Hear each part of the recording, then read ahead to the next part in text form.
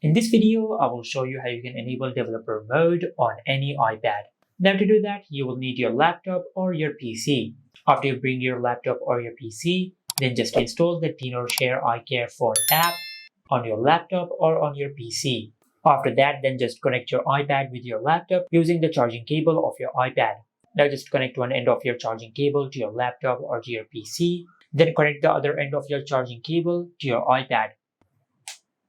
Now, after you connect your iPad with your laptop, your iPad might ask you that do you trust this device? Just select allow or trust. And after that, just enter the passcode of the lock screen of your iPad. And after you do that, you'll connect your iPad with your laptop. Now on your laptop, just open the TenorShare iCare phone app and click on yes.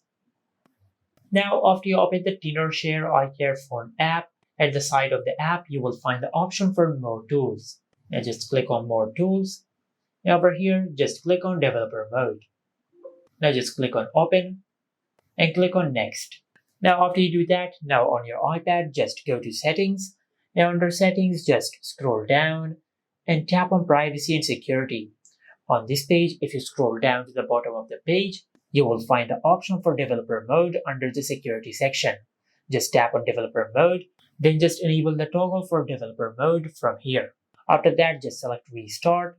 Now after you do that, your iPad will restart, and after the restart process is completed, you will enable developer mode on your iPad. As you can see, ready to enable developer mode, just swipe up to continue.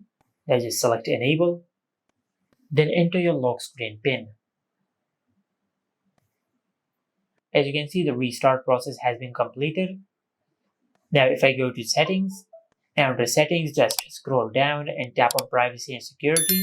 And over here, as you can see, we have successfully enabled developer mode on our iPad. And this is it. Make sure to like, comment, and subscribe. Thank you for watching.